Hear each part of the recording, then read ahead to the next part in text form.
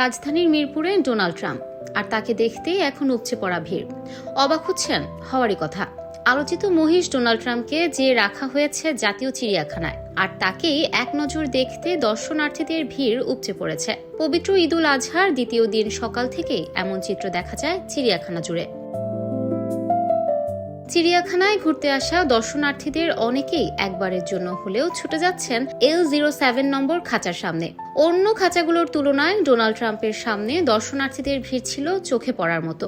ঠিক ডোনাল্ড ট্রাম্পের মতো, ওনাকে দেখতে ওনার চুল, ওনার হেয়ারস্টাইল এরকম লাগে, মাথা ঠিক আছে, ওনার গায়ের রং শেখ একই রকম। তো ওনাকে দেখতে খুব ইচ্ছা করছিল, এই জন্য দেশ থেকে মাদারীপুর শিবচর থেকে চলে আসছি মিরপুরে চিড়িয়াখানা দেখার জন্য।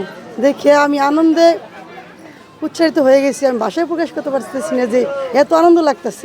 এখানে আসছে ডোনাল্ড ট্রাম্পকে দেখার জন্য, এবং তার জন্য এমন কি হয়েছে যে বাংলাদেশ সরকার সেটাকে কোরবানি না দিয়ে সেটাকে একটা জাতীয় চিড়িয়াখানা আনছে যাতে সবাই দেখতে পারে।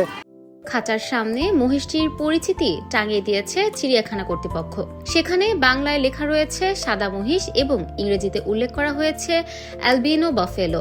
ভাইরাল ডোনাল্ড ট্রাম্প এটা মহিষটা তো দেখছি, মানে ওটার নাম আর কি, কিন্তু জাতীয়তে বিরল প্রজাতি একটা মহিষ সাদা, যেগুলো আমরা অন্য মহিষ বা সাধারণ মহিষ যেগুলো এগুলোর সাথে মিল নেই।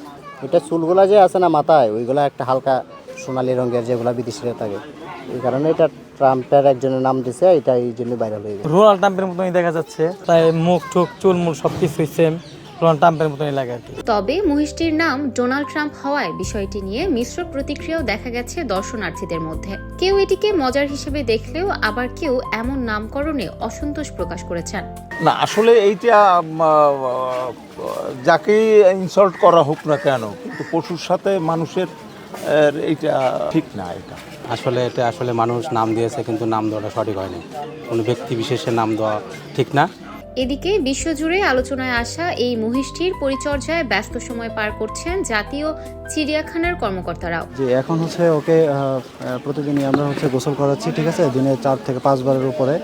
আর ওকে কাঁচা ঘাস, তারপরে যে গমের ভুসি, এই ধরনের খাবারগুলো যেগুলো নর্মাল একটা মহিষের খাবার, ওই ধরনের খাবারগুলো ওই আমাদের আগে যেখানে সে ছিল ওখান থেকে পরামর্শক্রমে প্লাস আমাদের কর্তৃপক্ষের সাথে পরামর্শক্রমে আমরা সেই খাবারগুলো এখন দিচ্ছি। এর আগে মহিষটি নারায়ণগঞ্জ শহরের পাইকপাড়ায় জিয়াউদ্দিন মৃধার রাবেয়া অ্যাগ্রো ফার্মে লালন পালন করা হচ্ছিল।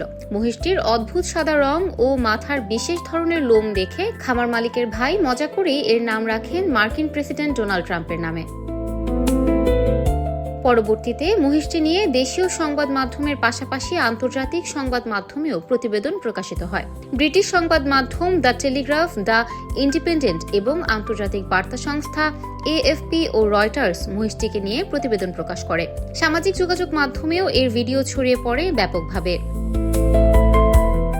ঈদের আগের দিন বুধবার বিকেলে স্বরাষ্ট্র মন্ত্রণালয়ের হস্তক্ষেপে মহিষটিকে নারায়ণগঞ্জ থেকে নিয়ে আসে পুলিশ।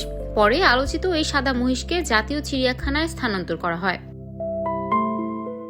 ইফফাত আরা আইরিন, ক্যাম্পাস টাইমস।